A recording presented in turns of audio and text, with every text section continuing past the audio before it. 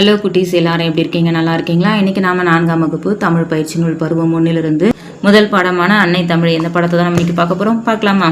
பாருங்க, நினைவுகள் மலரட்டும். இதுல இவர்கள் யார் என கண்டுபிடித்து எழுதுவோமா. அதாவது இங்க வடிவங்கள் கொடுத்துருக்காங்க. அந்த ஒவ்வொரு வடிவத்துக்கும் ஒரு எழுத்துக்கள் கொடுத்துருக்காங்க. சரிங்களா? இப்ப கீழே வடிவங்களையே நிறைய வடிவங்களா சேர்த்து கொடுத்துருக்காங்க. இந்த ஒவ்வொரு வடிவத்துக்கும் என்ன எழுத்து அப்படின்னு கண்டுபிடிச்சிங்கன்னா அது யாரு அப்படின்னு நம்ம கண்டுபிடிச்சிடலாம். சரிங்களா? இப்போ பாருங்க, இப்போ ஒரு எடுத்துக்காட்டுக்கு இந்த வடிவம் இது அவங்களே கொடுத்துட்டாங்க. அதனால நம்ம இதை பார்க்கலாம். இப்போ பார்த்தீங்கன்னா இங்கே ஒரு அரைவட்டம் மாதிரி கொடுத்துருக்காங்க. அரைவட்டம் அப்படின்றது என்னங்க? இங்கு. சரிங்களா? அடுத்து ஒரு முக்கோணம். முக்கோணத்துக்கு கா. இந்த கண்கள் எல்லாத்துக்குமே பொதுவாக இருக்குது. அதனால் கண்களுக்கு இங்கே எந்த எழுத்துக்களுமே இல்லை. அதனால் கண்களை விட்டுருங்க. அடுத்து பார்த்தீங்கன்னா இந்த மஞ்சள் நிறத்தில் இருக்கிற அந்த அருங்கோணத்துக்கு பார்த்தீங்கன்னா கான்ற எழுத்து இல்லையா? கா. அப்புறம் இந்த மூக்குக்கு பார்த்தீங்க பாருங்க, மூக்குக்கு இந்த வடிவத்துக்கு கொடுத்துருக்கிறது ரூ. அப்போ இந்த எழுத்துக்களை ஒன்றா சேர்த்தா நமக்கு கிடைக்கிறது கங்காரு. இதே போல் நீங்கள் என்ன பண்ணலாம், ஒவ்வொரு வடிவத்துக்கும் அது என்னென்ன எழுத்து அப்படின்னு நீங்கள் மேலே இருந்து பார்த்து எடுத்து எழுதுனீங்கன்னா அதுக்கான அது யார் அப்படின்னு நம்ம கண்டுபிடிச்சலாம். சரிங்களா? இங்கே சிறுத்தை. இந்த இடத்துல என்ன வருதுன்னா நீர் யானை. இந்த வடிவத்துக்கான பேர் வரிக்குதிரை. இந்த வடிவம் காகம். இந்த படங்களுக்குரிய பேரை இந்த கட்டங்கள் எழுதுறோம். சரிங்களா? ஃபர்ஸ்ட் இருக்கிறது தட்டு. அப்போ 1ன்ற இடத்துல நம்ம தட்டுன்னு எழுதுறோம். 2 பெட்டி. 3ஆவதா இருக்கிற படம் வீடு. சரிங்களா?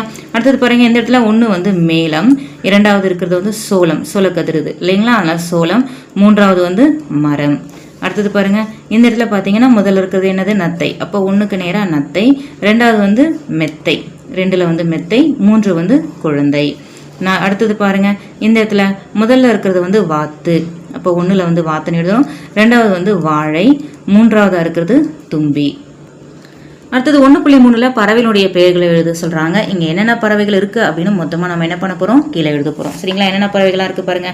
குயில் இருக்கு, குருவி இருக்கு, காகம் இருக்கு, அப்புறம் பஞ்சவர்ண கிளி இருக்கு, கிளி இருக்கு, பறவை இருக்கு, ஆந்தை இருக்கு, அப்புறம் வௌவால், கொக்கு, மயில், நாரை, அப்புறம் பார்த்தீங்கன்னா வாத்து, சேவல், கோழி, வான்கோழி எல்லாம் இருக்கு இல்லையா? இது எல்லாமே நம்ம இங்கே கீழே அப்படியே எழுதியிருக்கோமா பாருங்க. காகம், மைனா, குயில், கொக்கு, மயில், நாரை, வாத்து, புறா, பச்சை கிளி, சேவல், கோழி, வான்கோழி, தேன் சிட்டு, தூக்கணாங்குருவி, ஆந்தை, பஞ்சவர்ண கிளி. இந்த படத்தில் நம்ம என்னென்ன பார்த்துக்கிறோமோ அந்த பறவைகளுடைய பெயர்கள் இங்கே எழுதிக்கிறோம். அடுத்தது யார் எதை சாப்பிட்டிருப்பார்கள்? வரைவேன், வண்ணமிடுவேன், எழுதுவேன். இங்கே யார் என்ன சாப்பிட்ருப்பாங்கன்னு வரைஞ்சி கலர் பண்ணி எழுதுங்க. சரிங்களா? ஃபர்ஸ்ட் பாருங்க, வாத்து. வாத்து கையில் என்ன வச்சிருக்கு? மீன் வச்சிருக்கு. அதனால மீன். குரங்கு. குரங்கு என்ன வச்சிருக்கு? வாழைப்பழம். அதை வரைஞ்சிக்கோங்க. வாழைப்பழம் நீங்க கலர் பண்ணிக்கோங்க. அடுத்து பாருங்க, குதிரை. குதிரை கையில என்ன வச்சிருக்கு? இளநீர். நத்தை. நத்தை கையில இலை வைத்திருக்கு. இலை. எலி. எலி கையில அந்த வேர்க்கடலை, கலக்கா சொல்லுவோம் இல்லையா? வேர்க்கடலை வச்சிருக்கு. அதனால வேர்க்கடலை. அடுத்து படத்தை பார்ப்பேன், நிகழ்வை எழுதுவேன். அங்கே என்ன நடந்திருக்கும் நிகழ்வு, அதை பற்றி தான் நாம் எழுத போகிறோம். முதல்ல ஒட்டகச்சிவிங்க பார்த்தீங்கன்னா கையில் ஒரு பூ இருக்கு இல்லையா? அதாவது பூ, அந்த கிளையில் வண்ணத்து பூச்சி இருக்கு. அப்போ இங்கே என்ன நினைக்குதுன்னா, ஒட்டகச்சிவிங்கி கிளையில் உள்ள இலைகளை தின்று கொண்டிருந்தது. அப்போது அழகான பூ தின்னலாம் என்று நினைத்து தலையை நீட்டியது. என்னை தின்று விடாதே என்றது வண்ணத்து பூச்சி. ஸோ இது ஒரு கற்பனையா அங்கே இருக்கிற படத்துக்கு ஏற்ற மாதிரி நம்ம எழுதுறோம். அவ்வளோதான். சரிங்களா? இப்போ அதே போல இங்கே நம்ம கீழே என்ன எழுதலாம்? பூனை வேகமாக ஓடியது. அப்போது ஒரு பந்தை பார்த்தது. அதை எடுத்து விளையாடலாம் என்று நினைத்தது. அடுத்து பாருங்க, கீழே யானைக்கு பார்க்கலாமா? யானை பறவைகள், விலங்குகள் அனைவரிடமும் அன்பாக பழகியது. பறவைகளும் யானையுடன் விளையாடின.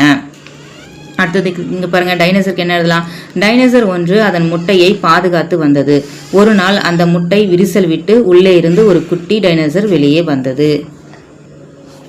1.6ல் இவர்கள் என்னென்ன பொருள்களை எடுத்து வச்சிருப்பாங்க அப்படின்னு எழுத போறோம். இப்போ பாருங்க, இவங்க நடிக்க போகிறேன்னு சொல்றாங்க. நடிக்க போறவங்களுக்கு என்ன வேணும்? முகமூடி வேணும், ஒப்பனை மேக்கப்லாம் வேணும், தூரிகை அந்த ப்ரஷ் வேணும் இல்லையா? அந்த ப்ரஷ், அந்த மேக்கப் பண்றதுக்கான ப்ரஷ் வேணும். அப்புறம் அவங்களுக்கு அந்த ட்ரெஸ் வேணும், உடை. அடுத்து ஓட்ட போட்டிக்கு போவேன். ஓட்டப்பந்தய போட்டிக்கு போறாங்க. அப்போ முதல்ல அவங்களுக்கு தேவை அந்த ஷூ தான் வேணும் இல்லையா? காலனி. அப்புறம் இந்த பனியன் போட்டுட்டு போவாங்க, பனியன். அப்புறம் தண்ணீர் பூட்டு, வாட்டர் பாட்டில் வேணும் அவங்களுக்கு. சரிங்களா? அடுத்து களிமண் பொம்மை செய்வேனே. களிமண் பொம்மை செய்யறா அப்படின்னா அவளுக்கு என்ன வேணும்? தண்ணி வேணும். அப்புறம் வண்ணங்கள், கலர்ஸ் வேணும் அவளுக்கு. முக்கியமா களிமண் வேணும். சரிங்களா? அதை எழுதிக்கலாம். அடுத்து பாருங்க, இவர்கள் இருவரும் நண்பர்களானால் யார் யாருக்கு என்னென்ன நன்மைகள் கிடைக்கும் எழுதுவேன். இப்போ இந்த நத்தையும் குருவியும் நண்பர்களானா நிலத்தில் ஊர்ந்து மட்டுமே சென்று கொண்டிருந்த நத்தைக்கு வானத்தில் பறக்கும் வாய்ப்பு கிடைக்கும். இந்த மாதிரி 2 படத்தையும் நம்ம ஒன்னா தொடர்பு படுத்துற மாதிரி எழுதிக்கிறோம். இவங்க 2 பேருக்கும் வாய்ப்பு கிடைச்சா என்ன நடக்கும் பாருங்க. வயல்வெளிகளில் சுற்றி திரிந்த முயலுக்கு கடலுக்கு, அதாவது கடலை சுற்றி பார்க்க பயணம் செய்ய வாய்ப்பு கிடைக்கும். கடலை சுற்றி பார்க்கறதுக்கான வாய்ப்பு கிடைக்கும். யாருக்கு? இந்த முயலுக்கு. சரிங்களா? அந்த திமிங்கலத்தோட அதுக்கு நட்பு கிடைச்சா. அடுத்தது பாருங்க, அதாவது இங்க வந்து எலியும் எறும்பும். உணவுப் பொருட்களை கொறித்து வீணடிக்கும் எலிக்கு சேமிக்கும் பழக்கம் ஏற்படும். சொல்லை கண்டுபிடிப்பும் எழுதுவோம். இது என்ன படம்? இது நிழற் படம். இது மர நிழல் இல்லையா, மரத்துடைய நிழல், மர நிழல். அடுத்தது பார்த்தீங்கன்னா பயிற்சி நூல். இங்க பயிற்சின்ற வார்த்தை இருக்கு, இங்க நூல் இருக்கு, அதனால இதை சேர்த்து நம்ம எழுதுறோம் பயிற்சி நூல். இங்க கண்ணாடி, அதுக்குள்ள ஒரு வளையல் இருக்கா, அப்ப இது என்ன எழுதலாம்? கண்ணாடி வளையல். மேகங்கள் கூட்டமா இருக்கு, ஒரு கூட்டம், அதாவது மக்கள் எல்லா ஜனங்கள்லாம் நிக்கிற மாதிரி இருக்கா, அப்ப இதை எப்படி எழுதலாம்? மேக கூட்டம். அடுத்து பாருங்க, கால்களை கொண்டு கண்டுபிடிப்பும் எழுதுவோம். யார் யாருக்கு எத்தனை கால்கள் அப்படின்னு எழுதணும். சரிங்களா? 2 கால்கள் இருக்கிறது பச்சை கிளி. பச்சை கிளிக்கு மட்டும், பறவைகளுக்கு 2 கால்கள். 4 கால்கள் வந்து விலங்குகளுக்கு எல்லாருக்குமே 4 கால்கள் தான். பூனை, நாய், குதிரை, விலங்குகள் அப்படின்னால 4 கால்கள். அடுத்து 6 கால்கள் பூச்சிகளுக்கு 6 கால்கள். சரிங்களா? வனத்து பூச்சி, வண்டு, எறும்பு அதெல்லாம் வந்து 6 கால்கள். அடுத்து சிலந்தி 8 கால் இருக்கிறது வந்து சிலந்திக்கு மட்டும்தான் 8 கால்கள். அடுத்து கால்களே இல்லை அப்படின்னா அது மீன், நத்தை, பாம்பு இதுக்கெல்லாம் கால்களே இல்லை, அது வந்து ஊர்ந்து போகும் இல்லையா? அடுத்து பாருங்க, படத்தை பார்ப்போம் நிகழ்வை எழுதுவோம். இங்க என்ன படம் இருக்குன்னு பார்த்து நம்முடைய கற்பனையில நம்ம எழுதுறோம். சரிங்களா? ஒருவர் மழையில் குடை பிடித்து செல்கிறார். பின்னால் ஒரு சிறுவன் நடந்து வருகிறான். இங்க என்ன நடக்குது? இருவரும் இணைந்து செல்கின்றனர். இருவரும் செல்லும் போது ஒரு பெரியவர் ஓடி வருகிறார். பெரியவரின் தோளில் ஒருவர் ஏறிக்கொள்ள மூவரும் நனையாமல் குடைபிடித்து செல்கின்றனர். என் நாய்க்குட்டியை காணவில்லை, கண்டுபிடிக்க விளம்பரம் எழுதி உதவுங்களேன் அப்படின்னு ஒரு அறிவிப்பு பலகை மாதிரி எழுத சொல்றாங்க. நம்ம என்ன பண்ண போறோம்னா காணவில்லை அப்படின்ற ஒரு அறிவிப்பு கொடுக்க போறோம். பழுப்பு மற்றும் வெண்மை நிறமுள்ள நாய்க்குட்டியை காணவில்லை. கழுத்தில் நீல நிற பட்டை, இதய வடிவ பதக்கம் அணிந்திருக்கும். தொடர்பு கொள்ள வேண்டிய தொலைபேசி எண் அப்படின்னு சொல்லிட்டு தொலைபேசி எண்களை கொடுக்குறோம். அடுத்தது அன்னை தமிழே. நம்ம பாட புத்தகத்தில் இருக்கு இல்லையா, பாடநூலில் இருக்கிற அந்த பாட்டை வச்சுதான் இப்போ இங்கே கேள்விகள். தமிழே, இங்கே பார்த்தீங்கன்னா தமிழ்லேன்னு கொடுத்துருக்காங்க, தமிழே சரியா எழுதுறோம். எழுத்துக்களை வந்து சரியான வடிவத்தில் எழுதுறோம். இங்கே வளர்ப்பவளே, இங்கே பார்த்தீங்கன்னா இந்த லகரம் வந்து தப்பா இருக்கு, அது வளர்ப்பவளே.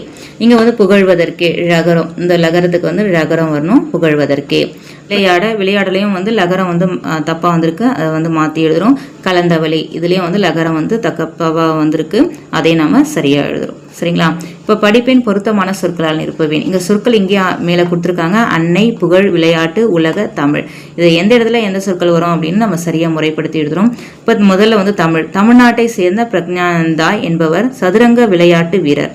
அவர் உலக கோப்பை இறுதிப் போட்டியில் 2வது இடம் பிடித்து புகழ் பெற்றார். இந்த இடத்துல வந்து புகழ்.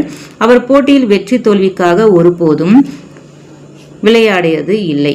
அவர் விளையாட்டை மட்டுமே விரும்பி விளையாடுவார் என்று கூறி அவரது அன்னை பெருமிதம் அடைந்தார். அடுத்தது பாருங்க, உன்னை பிடிக்கப் போகிறேன் பார், உன் அழகை புகழ்வதற்கே நான் இருக்கிறேன். உலகில் எவ்வளவு வீடுகள் இருக்கின்றன, இருந்தாலும் உன்னுடைய பிறப்பு எங்கள் வீட்டில்தான். நீ பிறந்தவுடன் முதலில் நான் தான் உன்னை கையில் எடுத்தேன், என் அன்பு கன்றுக்குட்டியே என்றாள் நந்தினி. இப்போ இங்க வந்து அந்த கன்றுக்குட்டியை பத்தி நந்தினி பேசுற மாதிரி கொடுத்துட்டாங்க. இப்போ இதுல என்னன்னா, அன்னை தமிழே பாடலில் வரும் பாடல் வரி ஒன்று இத்தொடர்களில் ஆங்காங்கே மறைந்துள்ளது, அவ்வரியை கண்டுபிடித்து எழுதுக. அன்னை தமிழை பாட்டில் வர வரிகள் வந்து மறைஞ்சிருக்கு, அதை எடுத்து எழுதணும். அதாவது உன்னை புகழ்வதற்கே உலகில் பிறப்பு எடுத்தேன் அப்படின்ற வார்த்தை தான் அது, அதை எடுத்து இங்க எழுதிக்கிறோம். சரிங்களா? உன்னை புகழ்வதற்கே உலகில் பிறப்பு எடுத்தேன். இப்போ பத்தியை படிச்சுட்டு கீழே இருக்க கேள்விகளுக்கு விடையளிக்கலாம். பத்தியில் என்ன சொல்லியிருக்காங்கன்னா, கவிஞர் நா. காமராசன் தமிழை என் தாய் என் உயிரில் கலந்தவளை என்று கூறுகிறார். தமிழ் கவிஞரை வளர்ப்பதாகவும் கவிஞரோடு சேர்ந்து வளர்வதாகவும் கூறுகிறார். தான் இவ்வுலகில் தமிழை புகழ்வதற்காகவே பிறந்துள்ளதாக கூறி மகிழ்கிறார். சொல்லை கொண்டு விளையாட சொல்லிக் கொடுத்த தமிழை எந்த சொல்லாலும் புகழ முடியாது, அத்தகைய புகழ் உடையவள் என்று தமிழின் சிறப்பை உணர்த்துகிறார். யாரு? நா. காமராசன் அவர்கள். சரி, இப்பத்தியில் கவிஞர் எதன் சிறப்பை கூறுகிறார்? யாரோட சிறப்பை சொல்றார்? அவரு தமிழ் மொழியினுடைய சிறப்பை தான் அவர் சொல்றார். அதனால் தமிழ் மொழியை டிக் பண்ணிக்கிறோம். எதற்காக இவ்வுலகில் பிறப்பெடுத்ததாக கவிஞர் கூறுகிறார்? எதற்காக? தமிழை புகழ்வதற்காக இவ்வுலகில் பிறப்பெடுத்தேன் அப்படின்னு சொல்றார் இல்லையா, தமிழை புகழ்வதற்காக. அடுத்து பாருங்க, தமிழ் கவிஞருக்கு எதை கொண்டு விளையாட சொல்லி கொடுத்ததுன்னா சொல்லை கொண்டு சொல்லி கொடுத்தவளே அப்படின்னு தான் இருக்கு. அப்போ சொல்லு. கடைசியா மொழி, இந்த சொல்லை பயன்படுத்தி நாமளே ஒரு தொடரை உருவாக்குறோம். உலக சிறப்பு மிக்க மொழி நம் தமிழ் மொழி. இங்க இருக்க கொஸ்டின்ஸ்க்கெல்லாம் நம்ம புக்ல இருந்து ஆன்சர்ஸ் எடுத்து எழுதுறோம். முதல் எழுத்து ஒன்று போல வரும் சொற்கள். அந்த பாட்டுல வந்து எந்த இடத்துல ஒரே மாதிரி இருக்கு அப்படின்னா எண்ணெய், எண்ணில், இதுல ஏ ஒரே மாதிரி இருக்கா, உன்னை, உலகில், சொல்லில், சொல்ல, இந்த முதல் எழுத்து ஒரே மாதிரி இருக்க சொற்கள். இப்பாடல் யாரால் எழுதப்பட்டது, எதை பற்றி எழுதப்பட்டது அப்படின்னா, இந்த பாடல் வந்து நா. காமராசன் என்பவரால் எழுதப்பட்டது. தமிழ் அன்னையின் சிறப்பை கூறுவதாக எழுதப்பட்டுள்ளது. இவ்வுலகில் தான் பிறந்த காரணமாக கவிஞர் கூறும் வரிகள். அவர் எதுக்காக பிறந்த இந்த உலகத்துல அப்படின்னு சொல்றாருன்னா உன்னை புகழ்வதற்கே, அதாவது தமிழை புகழ்வதற்கே பிறந்தான் அப்படின்றாரு. அப்புறம் பிறப்பு வேற என்ன சொல்றேன்னா உலகில் பிறப்பெடுத்தேன், உன்னை புகழ்வதற்கே உலகில் பிறப்பெடுத்தேன் அப்படின்னு சொல்றாரு. சரிங்களா, அதாவது தமிழை புகழ்வதற்கே உலகில் பிறப்பெடுத்தேன் அப்படின்னு சொல்றாரு. அடுத்து உணர்ச்சிக்குரிய கூட அந்த முடிகிற பாடல் வரியை எடுத்து எழுதணும். என் ஆவி கலந்தவளை, இதுதான் உணர்ச்சிக்குறி. இந்த வரிகள் கடைசியா எங்க உணர்ச்சிக்குறி வருதோ அந்த வரியை மட்டும் எடுத்து எழுதுறோம். என் ஆவி கலந்தவளே, எண்ணில் வளர்பவளே, சொல்லி தந்தவளே, சொல்ல முடியலையே. சரிங்களா, இப்போ இங்க பாத்தீங்கன்னா பயணம் டமார்னு ஒரு சத்தம் கேக்குது. அது என்னவா இருக்கும் அப்படின்னு இந்த பாப்பா வெளியே வந்து பாக்குறா. என்னவா இருக்கும் அப்படின்னு பார்க்கலாம். அடுத்தது இங்க ஒரு படக்கதை கொடுத்துருக்காங்க. வா மட்டை பந்து விளையாட போகலான்னு வந்து கூப்பிடுறான். நான் விளையாடி கொண்டுதான் இருக்கிறேன் அப்படின்னு இவங்க சொல்றாங்க. வா சுண்டாட்ட பலகை விளையாட போகலான்னு கூப்பிடுறாங்க. நான் அதைத்தான் விளையாடி கொண்டிருக்கிறேன்னு சொல்றான். அடுத்து வா கால்பந்து விளையாட போகலாம் அப்படின்னு இன்னொருத்த வந்து கூப்பிடுறான். நான் ஏற்கனவே விளையாடி முடிச்சிட்டேன் அப்படின்னு அவன் சொல்றான். வீட்டுக்குள்ள இருந்துட்டே உள்ளதையும் அவன் சொல்லிட்டு இருக்கான். அடுத்து பாத்தீங்கன்னா பள்ளியில் விளையாட்டு விழா தொடங்கியது. இதோ முதல் பந்து, அட இப்படி ஆகிவிட்டது. அதாவது அவன் வந்து இதோ முதல் பந்துன்னு போடுறான். அவனால அதை அடிக்க முடியல, அவுட் ஆயிட்டான். அடுத்து பார்த்தீங்கன்னா பந்தை என்னிடம் அனுப்பு அப்படின்னு இன்னொருத்தர்கிட்ட சொல்றாங்க. பந்து எதிரிடம் செல்கிறதே, அதாவது பந்து வந்து என்கிட்ட அனுப்பு அப்படின்னா அவங்ககிட்ட அனுப்ப முடியல, அது பந்து வேற ஒருத்தர்கிட்ட போகுது. இப்போ அந்த கருப்பு காயை அடி அப்படின்னு சொல்றான். அட வெளியில் செல்கிறதே அப்படின்னு வெளியில அடிச்சிட்டான். அவனால அடிக்க முடியல. சரிங்களா, அப்போ நீ நாள்தோறும் விளையாடுவேன் என்று சொன்னாயே, ஏன் பள்ளியில் சரியாக விளையாடவில்லைன்னு கேட்குறாங்க. நான் விளையாடியது அலைபேசியில் தான் அப்படின்னு சொல்றான். அதாவது ஃபோனில் தான் இவ்வளோ நாள் அவன் விளையாடிட்டு இருக்கான். வீட்டுக்குள்ளே இருந்துட்டே நான் அதை தான் விளையாடுறேன், அதை தான் ப்ராக்டிஸ் பண்ணுறான்னு சொல்லிட்டு இருந்தான் இல்லையா, அது வந்து அவன் ஃபோனில் ப்ராக்டிஸ் பண்ணிட்டு இருந்தான். எங்கே செல்கிறேன்னு கேட்குறாங்க. நாங்கள் விளையாட போகிறோம் அப்படின்னு சொல்லிட்டு இவங்க எல்லாம் போகிறாங்க. அப்போ அவனும் நானும் வரேன் அப்படின்னு சொல்கிறான். அப்போ ஃபோனில் விளையாடுறது வந்து நம்முடைய வாழ்க்கைக்கு உதவாது. எதுவுமே வந்து நம்ம ஃப்ரெண்ட்ஸோட சேர்ந்து நம்ம நேரில் விளையாடும்போது தான் அது நம்ம போட்டிகளை கலந்துக்கிறதுக்கு நமக்கு உதவியாக இருக்கும். அடுத்தது பாருங்க, படிப்பேன் எழுதுவேன், விதை செடியாக மாறும், பூக்கள் மாலையாக மாறும், கல் சிலையாக மாறும், பஞ்சு நூலாக மாறும், பூ காயாக மாறும், காய் பழமாக மாறும். இது போல இப்போ நாம் என்ன எழுதலாம்னா பால் தயிராக மாறும். தயிர் என்ன மாறும்? தயிரில் வந்து நம்ம கொஞ்சம் தண்ணியை ஊற்றி அடித்தா தயிர் வந்து மோராக மாறும். அந்த மோர்லேருந்து என்ன எடுக்கலாம்? நாம மோர் வெண்ணெயாக மாறும். வெண்ணெயிலேருந்து என்ன எடுக்கலாம்? நெய் எடுக்கலாமா? அப்போ வெண்ணெய் நெய்யாக மாறும். இந்த மாதிரி நாம எழுதிக்கலாம். இப்போ படிப்பேன் விடையை கண்டுபிடிப்பேன். இப்போ இங்கே என்ன கொடுத்துருக்காங்க பார்க்கலாமா? குரங்கு காட்டுக்குள் ஓடி வந்தது. அங்கே ஓநாய்கள் இருப்பதை கண்டது. ஆடுகள் கூட்டமாக வர தொடங்கின. சத்தம் போட்டு ஆடுகளை விரட்டியது குரங்கு. தப்பித்த ஆடுகள் மகிழ்ச்சியுடன் இருந்தன. இப்போ இதில் என்ன கேள்வினா, காட்டுக்குள் ஓநாய்கள் என்ன செய்து கொண்டிருந்தன? காட்டுக்குள்ள ஓநாய்கள் என்ன செஞ்சுட்டு இருந்தது? காட்டுக்குள் ஓநாய்கள் கூட்டம் போட்டு இருந்தன அப்படின்னு நம்ம எழுதுறோம். ஏன்னா தொடர்கள் உள்ள 4 சொற்களை எடுத்து எழுதினால் மேற்கொண்ட வினாவிற்கான விடை கிடைக்கும்னு சொல்லிட்டாங்க. அப்போ இந்த தொடர்களில் இருக்கிற 4 சொற்களை நம்ம ஒன்றா சேர்த்து எழுதுறோம். எழுதும்போது காட்டுக்குள் ஓநாய்கள் கூட்டம் போட்டு இருந்தன அப்படின்னு நமக்கு அந்த ஆன்சர்ஸ் கிடைக்கும். அடுத்து பாருங்க, உரையாடலை படிப்பேன், தொடர்ந்து எழுதுவேன். நண்பா நலமா இருக்கிறாயா அப்படின்னு கேட்குறான். அருமையாக இருக்கிறேன் நண்பா. நேற்று என் தாத்தா என்னிடம் சில நகைச்சுவை புதிர்களை கேட்டார், அதை உன்னிடம் கேட்கவா அப்படின்னு இவன் சொல்றான். கேள் நண்பான்னு கேட்குறான். மிகவும் குளிரான விலங்கு எது அப்படின்னு கேட்குறான். இவன் வந்து எனக்கு தெரியுமே, அதுதான் பனிக்கரட்டி தானே அப்படின்னு இவன் சொல்றான். அதுக்கு அவன் சொல்றான், அருமை நண்பா, உண்ண முடியாத காரம் எது அப்படின்னு கேட்குறான். என்னது உண்ண முடியாத காரம்? இவன் வந்து கண்டுபிடிச்சிட்டான், கடிகாரம் தானே அப்படின்னு கேட்குறான். இறுதியாக ஒரு கேள்வி, விலை மதிப்பான கீரை எது அப்படின்னு கேட்குறான். இவன் வந்து எனக்கு தெரியல நண்பான்னு சொல்றான். அதுக்கு அவன் சொல்றான் பொன்னாங்கண்ணின்னு சொல்றான். பொன்னாங்கண்ணி தான் விலை மதிப்பான கீரையும். சரி, அடுத்து பாருங்க, இவன் வந்து சரி நானும் சில நகைச்சுவை புதிர்களை கேட்கட்டுமா அப்படின்னு கேட்குறான். அவன் சரி கேளுன்னு சொல்றான். இப்போ என்ன கேட்குறான்னா, வெட்டக்கூடிய காய் எது அப்படின்னு கேட்குறான். அவனுக்கு தெரியல. நம்ம சொல்லாமா, வெட்டக்கூடிய காய் எது? கத்தரிக்காய். அடுத்த கேள்வி கேட்குறான், கையில் பிடிக்க முடியாத வில். கையில் பிடிக்க முடியாத வில் என்ன வில்? வானவில். இந்த இடத்துல கதையை நம்ம படிக்கிறோம். இந்த கதையை படிச்சுட்டு பக்கத்தில் இருக்கிற படக்கதையை நம்ம நிறைவு செய்யணும். சரிங்களா, இந்த கதையை படிச்சுட்டு அதை எப்படி நிறைவு செய்யறது அப்படின்னா, இங்கே கலர்ஸில் கொடுத்துருக்காங்க பாருங்க, அந்த வண்ணமிட்ட வார்த்தைகளை எடுத்து நம்ம இந்த படக்கதையில் எழுதணும்னா நமக்கு இந்த பக்கம் நம்ம அந்த படக்கதையை நம்ம நிறைவு செஞ்சிடலாம். சரிங்களா, இப்போ பாருங்க, களஞ்சியன் வீட்டை சுற்றுமுற்றும் பார்த்தான். வீட்டில் யாரையும் காணோம். நான் தனியாக மாட்டிக்கொண்டேனே என தனக்குத்தானே கேட்டுக்கொண்டான். அப்பொழுது ஏதோ ஒரு சத்தம் கேட்கிறதே, அது என்னவாக இருக்கும் என்று சத்தம் வந்த திசையை நோக்கி நடந்தான். அங்கு தாத்தா தனியாக பேசிக்கொண்டிருப்பதை பார்த்தான். தாத்தாவிடம் சென்றான் களஞ்சியன். தாத்தா, எதையோ அழுத்தி கொண்டு பேசுகிறீர்களே, இது என்ன தாத்தா என்று கேட்டான். இதுதான் பொறி, அதாவது தேடு பொறி. இதை கொண்டு நாம் தேவையான தகவல்களை தேடலாம் என்றார். நானும் தேட வேண்டும், அதற்கு நான் என்ன செய்ய வேண்டும் என்று கேட்டான். அந்த பொத்தானை அழுத்து என்றார். களஞ்சியனும் பனைமரம் என்று கூறி பனைமரம் சார்ந்த தகவல்களை தேடினான். பின்பு இதிலிருந்து நான் எப்படி வெளியேறுவது என்றான். பின் செல் பொத்தானை அழுத்து என்றார். பின்செல் பொத்தானை அழுத்து என்று கூறினார் தாத்தா. களஞ்சியம் அழுத்தினான். வெளியேறி விட்டேன் தாத்தா, மிக்க நன்றி என்றான். தாத்தாவிடம் இருந்து பயனுள்ள செயலை தெரிந்து கொண்டதை எண்ணி மிக்க மகிழ்ச்சியுடன் வீட்டிற்குள் சென்றான். இது ஒரு கதை இல்லைங்களா? அதாவது ஃபோனில் வந்து அவன் பனைமரத்தை பற்றி அவன் தேடி கண்டுபிடிச்சிட்டான். அதை பற்றி தெரிஞ்சுக்கணும்னு நினச்சான், தெரிஞ்சுக்கிட்டான். அதுதான் இதனுடைய கான்செப்ட். இப்போ இங்கே என்னென்னா, பக்கத்தில் படக்கதை இருக்கு இல்லையா? இப்போ என்ன பண்ண போகிறோம், இங்கே கலர்ஸில் கொடுத்துருக்க வார்த்தைகளை எடுத்து நம்ம எழுத போகிறோம். எழுதுனா நம்ம அந்த படக்கதையை வந்து நம்ம ஃபில் பண்ணிடலாம், முடிச்சிடலாம். இப்போ எலியும் கிளியும். இப்போ இங்கே எலி என்ன நினச்சிருக்கோம் அப்படின்னா, இங்கே முதல்ல இருக்கிற வார்த்தை தனியாக மாட்டிக்கொண்டேனே, அதை எடுத்து நம்ம இங்கே எழுத போகிறோம். தனியாக மாட்டிக்கொண்டேனே. அடுத்து வந்து கிளி. அப்போ கிளிக்கு வந்து என்ன, அங்கே வந்து ஏதோ ஒரு சத்தம் கேட்குற மாதிரி இருக்கு இல்லையா? இப்போ கிளி என்ன நினைக்கும் அப்படின்னா, அடுத்து இங்கே ரெண்டாவது ஏதோ சத்தம் கேட்கிறதே, அது என்னவாக இருக்கும், அதுதான் நான் இங்கே கிளிக்கு எழுத போகிறோம். இதே மாதிரி நீங்கள் ஒவ்வொன்றா எழுதிட்டே வந்தீங்கன்னா இதை முடிச்சிடலாம்.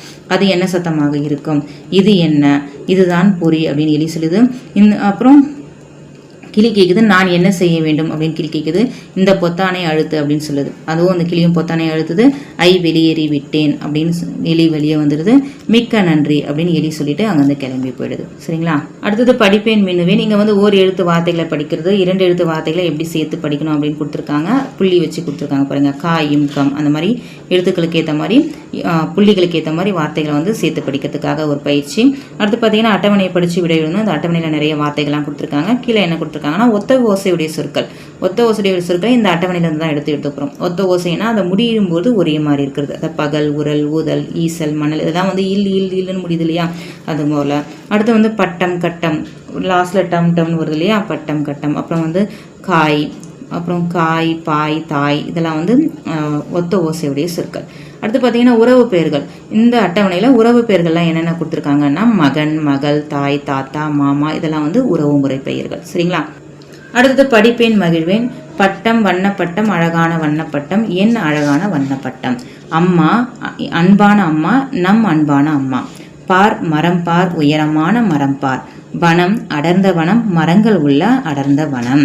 இது போல இங்கே கீழே படிப்பேன் சிறகடிப்பேன். அடர்ந்த வனம், கயல் மாமரம் நட்டாள். அன்வர் பலாமரம் நட்டான். இயல் ஈச்ச மரம் நட்டாள். ஆதவன் ஆலமரம் நட்டான். ஆஹா, அடர்ந்த வனம். இப்போ நிறைய வனங்கள், அதாவது வனம்னா காடு. அடுத்தது பாருங்க, செய்யலாமே. என் இறக்கைகள் யார் யாருடையது எழுதுங்களேன். இப்போ இங்கே ஒரு பறவை மாதிரி கொடுத்துருக்காங்க இல்லையா? ஆனால் அந்த பறவை பார்த்தீங்கன்னா அதோடைய இறக்கைகள் வந்து வேறு வேறு பறவைகளுடைய இறக்கைகள் தான் இங்கே ஒன்றா சேர்த்து கொடுத்துருக்காங்க இந்த கொக்குக்கு. சரிங்களா? அது யார் யாரோட இறகு அப்படின்னு நம்ம கண்டுபிடிச்சி எழுத போகிறோம். முதல்ல இது வந்து கொக்கு இல்லையா? இது வந்து பார்த்தீங்கன்னா அப்புறம் கழுகோட இறகு இருக்குது, அப்புறம் காகத்தோட இறகு இருக்குது, அப்புறம் கிளியோட இறகு இருக்குது, அப்புறம் சேவலோட இறகு இருக்குது, இங்கே அப்புறம் வவ்வாலோட இறகு இருக்குது, கடைசியாக பார்த்தீங்கன்னா இங்கே மயிலோட இறகு இருக்குது இல்லையா? இது ஒரு காகத்தோட இருக்குது. ஸோ இந்த மாதிரி நம்ம கண்டுபிடிச்சி என்ன பண்ணுவோங்க, எழுதிக்க போகிறோம். அப்புறம் வரைந்து முழுமையாக்குங்களேன். இப்போ இங்கே நம்ம வரைகிறோம் இல்லையா? ஆடும் பறவைனா நீங்கள் என்ன பண்ணோம், மயில். ஆடும் பறவை அப்படின்றது எது? மயில். அப்போ நீங்கள் எதை மயில் மாதிரி அழகாக வரைங்க. சரிங்களா? அடுத்து நீந்தும் பறவை அப்படின்றது என்னது? வாத்து இல்லையா? வாத்து தானே நீந்துற பறவை. அப்போ நீங்கள் இதை என்ன பண்ணுறீங்க, அப்படியே அழகாக வாத்து போல் வரைகிறீங்க. விதைகளை யாரால் தர முடியும், எடுத்து தர முடியும். இப்போ விதைகள் வந்து ஒவ்வொரு இடத்துல இருக்கு. இந்த இடத்துல யார் போவா அப்படின்னு கண்டுபிடிக்க போறோம். இங்க இருக்கிறது வந்து கழுகு, ஆந்தை, குரங்கு தான், 3 தான் இருக்கு. சரிங்களா? இப்போ விதை வந்து குகை இருட்டில் இருக்கு அப்படின்னா அந்த இடத்துல யார் போய் அந்த விதையை எடுத்துட்டு வருவான்னா ஆந்தை தான். ஏன்னா இருட்டில் தான் ஆந்தைக்கு வந்து கண்ணு நல்லா தெரியும் இல்லையா? இரவில் வந்து ஆந்தைக்கு கண்ணு நல்லா தெரியும். அதனால இருட்டில் இருந்தாலும் ஆந்தை போய் அந்த விதையை வந்து எடுத்துட்டு வரும். அடுத்து தாழ்வான பகுதியில் ஒரு விதை இருக்குது. அதை போய் யார் எடுத்துகிட்டு வந்து தருவா அப்படின்னா அது வந்து கழுகு தான். ஏன் அப்படின்னா கழுகு வந்து உயர்வான இடத்துக்கும் தாழ்வான பகுதியிலும் அது பறந்து போகும். சரிங்களா? ரொம்ப எவ்வளோ உயரமாக இருந்தாலும் அது பறந்து போகும். அதே மாதிரி தாழ்வான பகுதியிலையும் அது பறந்து போகும். அதனால கழுகு வந்து அந்த தாழ்வான பகுதியில் இருக்கிற விதையை எடுத்துகிட்டு வந்து தரும். அடுத்தது உயரமான மரத்தில் அந்த கிளைகளுக்கு இடையில ஒரு விதை இருக்குது. அப்போ இந்த விதை யார் எடுத்துகிட்டு வருவான்னா குரங்கு. ஏன்னா குரங்கு தானே மரக்கிளைகள்லாம் தாகி போகும். அதனால குரங்கு வந்து அந்த மரக்கிளையில் இருக்கிற விதையை எடுத்துகிட்டு வரும். அடுத்தது பாருங்க, உங்களுக்கு பிடித்த பறவையுடன் நீங்கள் என்ன பேசுவீர்கள் எழுதுங்களேன். இப்போ எனக்கு பிடித்த பறவை வந்து கிளி, நான் அதை வச்சு எழுதுறேன். அழகான கிளியே உனக்கு என்ன பழம் பிடிக்கும் அப்படின்னு எழுதுறோம். அதுக்கு பறவை என்ன பதில் சொல்லுனா, எனக்கு மாம்பழம் பிடிக்கும் அப்படின்னு பதில் சொல்லுது. அடுத்து நம்ம என்ன கேள்வி கேட்கலாம், எங்கள் வீட்டு மரத்தில் நிறைய மாம்பழங்கள் உள்ளன, நீ வருகிறாயா அப்படின்னு கேட்கும்போது பறவை வந்து கண்டிப்பாக வருகிறேன் உனக்காக. இது போல் நீங்கள் எழுதிக்கோங்க. நன்றி. அடுத்த ஒரு வீடியோவில் சந்திக்கலாம்.